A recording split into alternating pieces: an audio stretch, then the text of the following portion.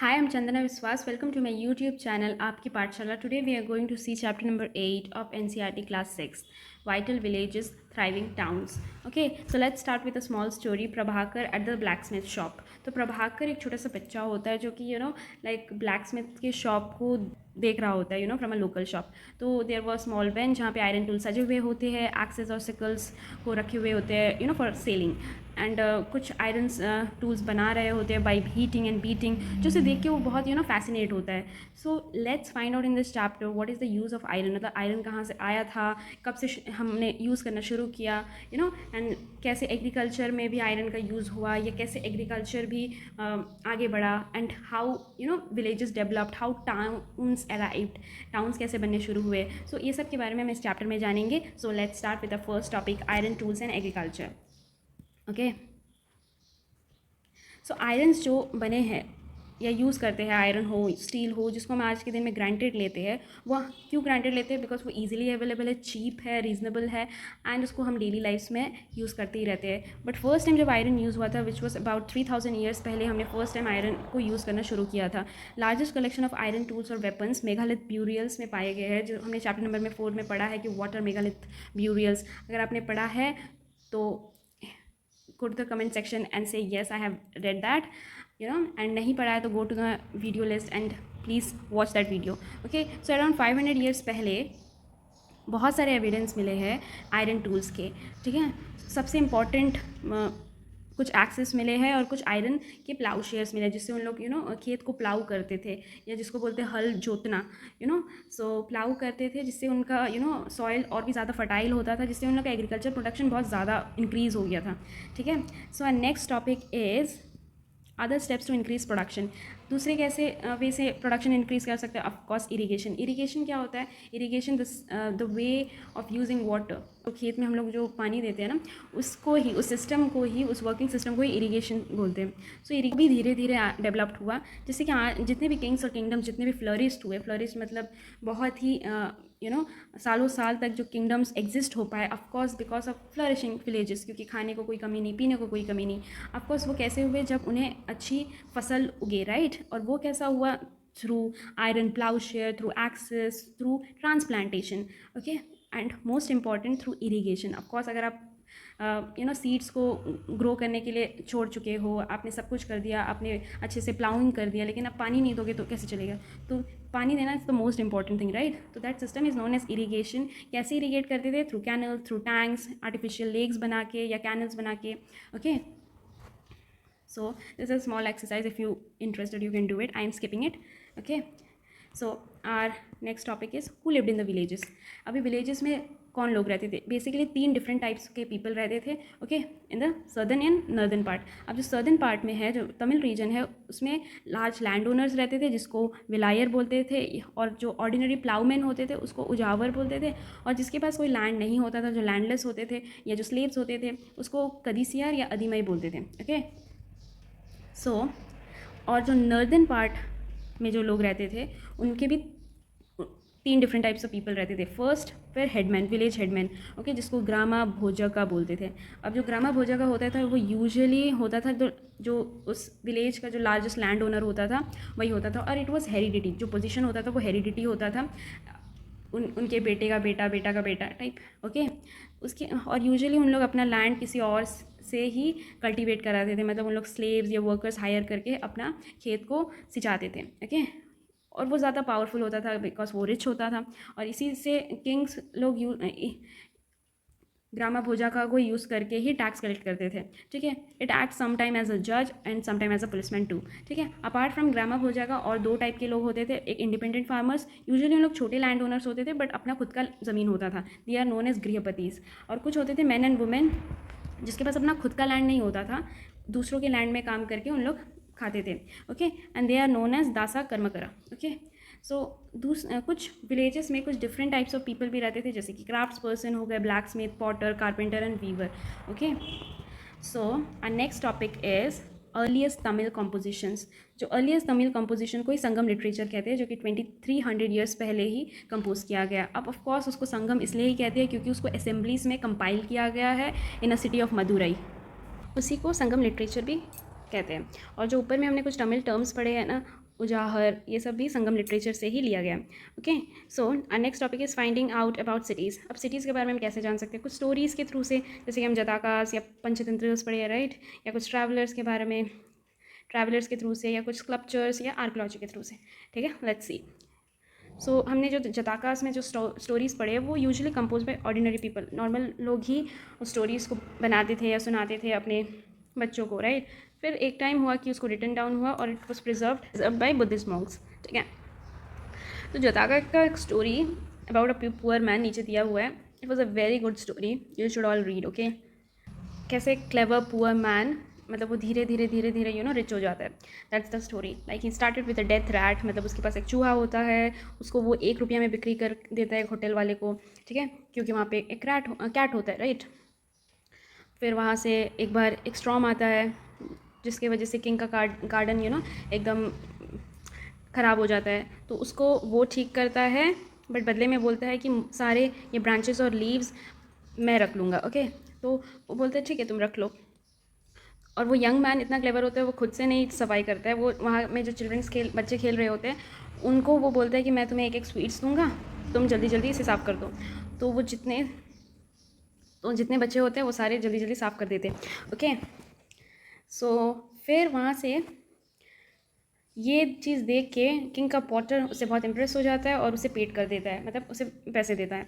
ठीक है, फिर उसे एक प्लान आता है। क्या आता है कि वो एक बार क्या करता है, बहुत सारा पानी सिटी गेट में लेके जाके अराउंड 500 ग्रास कटर्स को, मतलब जो घास काटने वाले होते हैं, उन्हें पिला देते हैं। वो बड़े खुश हो जाते हैं और बोलते हैं तुम्हें क्या हेल्प चाहिए बताओ। तो वो बोलता है कि मुझे जब हेल्प चाहिए होगा मैं तुमसे ज़रूर मांग लूँगा। ठीक है, तो फिर वो धीरे धीरे अब दोस्त बनाता है ट्रेडर्स लोग से, जो ट्रेडिंग कर रहे होते हैं ना, जो ट्रेडर्स होते हैं उनसे वो अपना दोस्ती बनाता है। तो एक बार उसे ट्रेडर से पता चलता है कि एक हॉर्स डीलर टाउन में आने वाला है अपने 500 हॉर्सेस के साथ। ठीक है, हॉर्स का डील करने के लिए।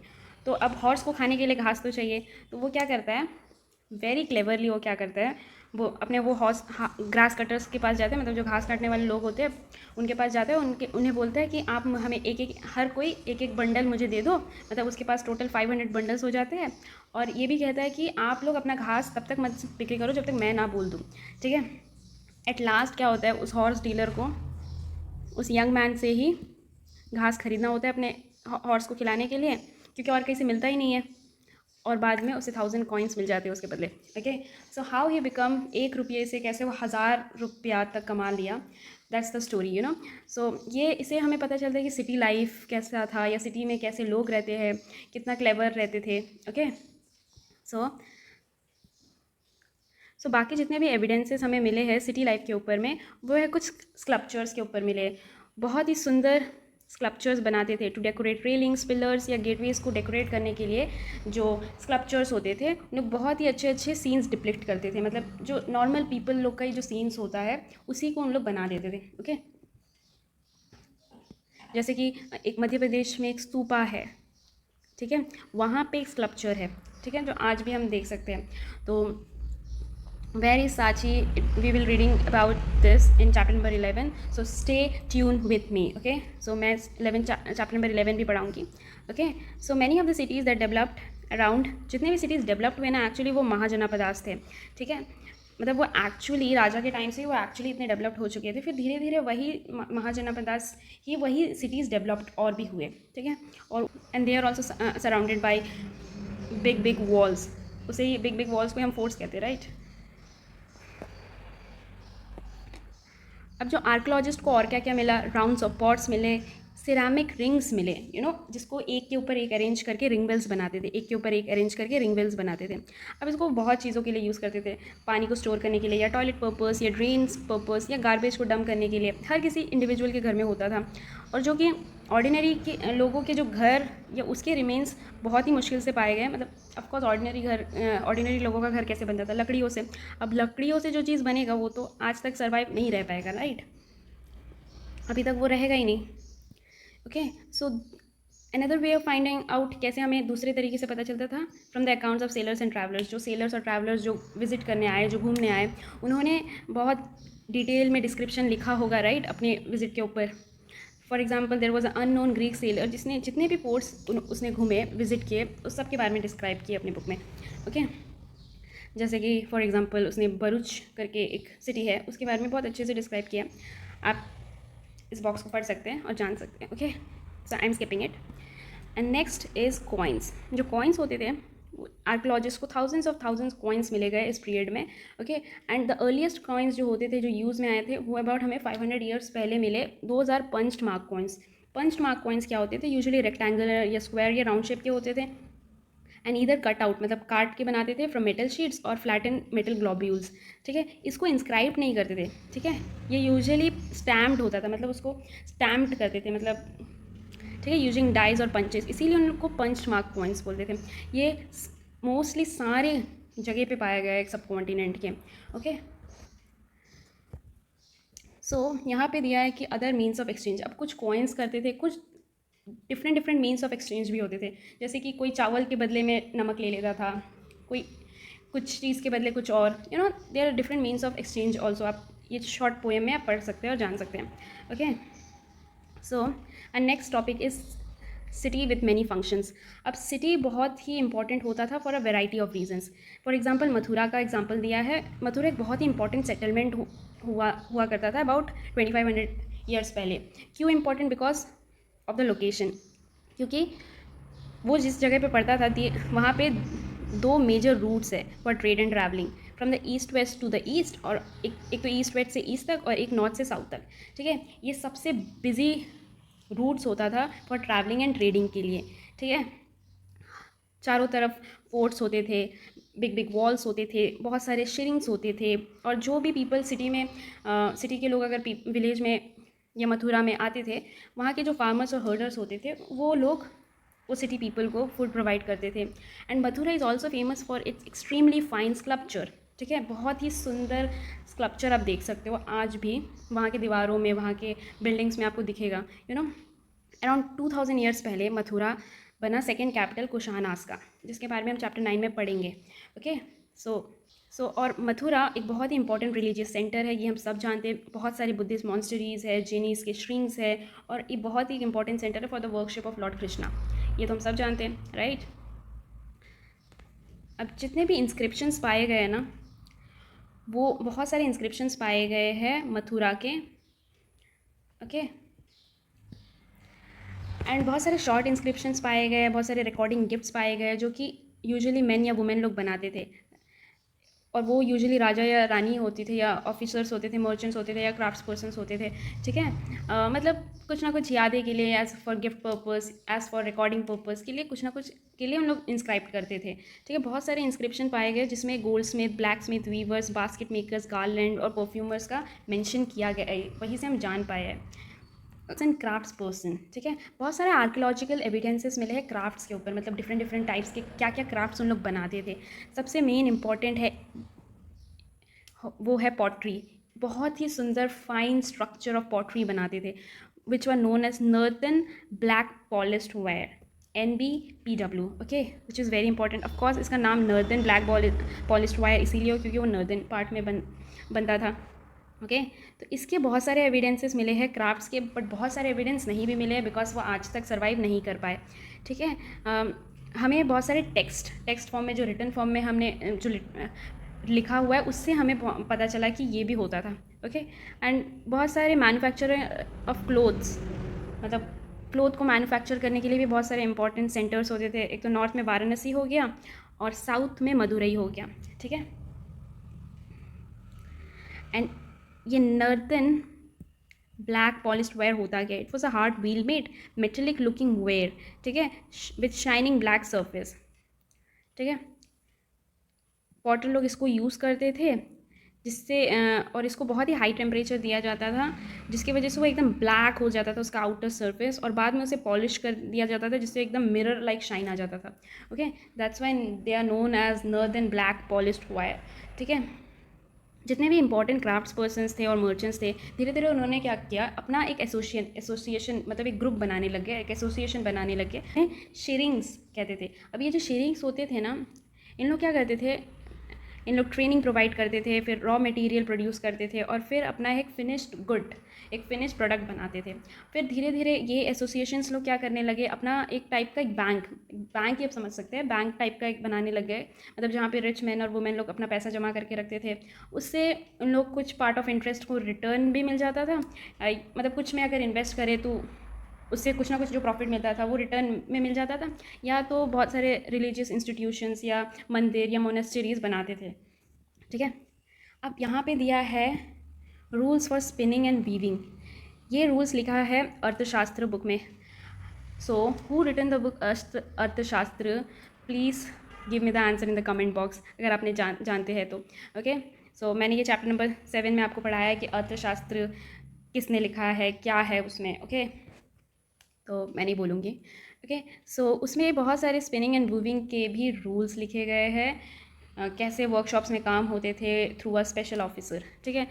उसके के भी रूल्स थे, जैसे कि विडोज़ थे, जो यंग वुमेन थे जो कि डिफरेंटली एबल्ड थे, मतलब सबके टैलेंट अलग अलग होते हैं, राइट। नन्स के, मदर्स के, रिटायर वुमेन सर्वेंट्स के, हर किसी का एक अलग एक्सपीरियंस होता है, तजुर्बा होता है, तो उसके हिसाब से ही उसे काम दिया जाता था और उसके हिसाब से ही उसके क्वालिटी और क्वांटिटी को देख के ही उसे पेड किया जाता था, पैसे दिया जाता था।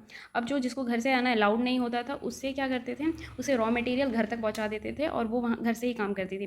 ओके, सो जो वर्कशॉप विज़िट करते थे उसे शाम तक अपना वेजेस मिल जाता था, डेली वेजेस में। ओके, और अगर कोई ठीक से काम ना करे उसे पनिश भी किया जाता था। और if a women does not complete her work, मतलब अगर वो अपना काम अगर ठीक से ना करती थी तो उसे या तो फाइन भरना पड़ता था या तो उसके हाथ काट दिए जाते थे या thumbs. Okay, so next topic is Arikamedu. So Arikamedu it's in Puducherry, ठीक है। सो बेसिकली अरिकामेदु एक कोस्टल सेटलमेंट है जहाँ पे पहले के ज़माने में अराउंड 2200 to 1900 ईयर्स पहले शिप्स, मतलब वहाँ it's a port, actually it's a coastal settlement जहाँ पे शिप्स लोग गुड्स को अनलोड करते थे, दूर दूर से चीज़ें ला के अनलोड करते थे, ठीक है। वहाँ पे एक पुराना खंडर टाइप वायर हाउस भी मिला गया है और ब्रिक स्ट्रक्चर, ठीक है। बहुत सारे पॉटरी आइटम्स भी मिले हैं from the Mediterranean region, such as amphorae हो गए। कैम्फोरे एक तरह का पॉटरी है, इट्स एक तरह का पॉटरी आइटम है जिसमें वाइन या ऑयल, तेल या शराब रखते थे, ठीक है। या स्टैम्प रेड गेस्ट पॉटरी जो कि एरिटिन वायर जिसे कहते थे, उसे नाम ही दिया गया इटाली के शहर के ऊपर, ठीक है। ये सब पाए गए हैं और जितने भी पॉटरी आइटम्स पाए गए हैं वो रोमन्स डिज़ाइंस के थ्रू से बनाए गए, मतलब रोमन। इससे पता चलता है कि हमारा कितना आना जाना था through Rome to India. Okay, so जो रोमन लैम्प्स हो गए, ग्लास वायर हो गए, जेम्स हो गए, ये हमारे यहाँ पे अरिकामेदु में इस साइड में पाए गए। सो इससे हम पता चलता है कि मतलब कितने आना जाना था एंड कैसे ट्रेडिंग होता था। ओके, बहुत सारे स्मॉल टैंक्स भी पाए गए, ठीक है। And there are many evidences of beads, बहुत सारे सेमी प्रेशियस स्टोन्स के थ्रू से जो बीड्स बनाए करते थे वो भी पाए गए। Okay, so this is some extra information. This is about Rome. Rome is one of the oldest cities, ठीक है। यूरोप का सबसे पुराना सिटी माना गया है और ये वही टाइम डेवलप्ड हुआ जब गंगा वैली डेवलप्ड हुआ। रोम सबसे लार्जेस्ट एम्पायर का कैपिटल हुआ करता था जो कि यूरोप, नॉर्दर्न अफ्रीका और वेस्ट एशिया कवर करता था। उसका मोस्ट इंपॉर्टेंट एक राजा हुआ करता था, दैट इज़ अगस्तस। बहुतों ने सुना है, सबने सुना है मोस्टली, अबाउट 2000 ईयर्स पहले। ओके, जो कि एक सिटी ऑफ ब्रिक था। रोम एक सिटी ऑफ ब्रिक था जिसको उसने सिटी ऑफ मार्बल बना दिया था, मतलब इतना रिच कंट्री बना दिया था। ओके, रिच सिटी बना दिया था वो। और बहुत सारे रूलर्स मिलके धीरे धीरे वहाँ पे बहुत सारे पैलेसेस, महल और मंदिर बनाने लग गए, बहुत सारे एम्फी थिएटर्स बनाने लग गए फॉर एंटरटेनमेंट, बहुत सारे पब्लिक बाथ्स बनाने लग गए थे, ठीक है, जिसमें लोग मिले एंड रिलैक्स करें। ओके, बहुत सारे ह्यूज एक्यूडक्ट्स बनाए गए जिससे पानी सप्लाई हो सके, फॉर बाथिंग पर्पस और फाउंटेन पर्पस, मतलब एकदम ऐशो आराम का जो ज़िंदगी है उसने उस सिटी को वैसा ही बनाया। Okay, that's it about this chapter. Thank you for watching this video till and.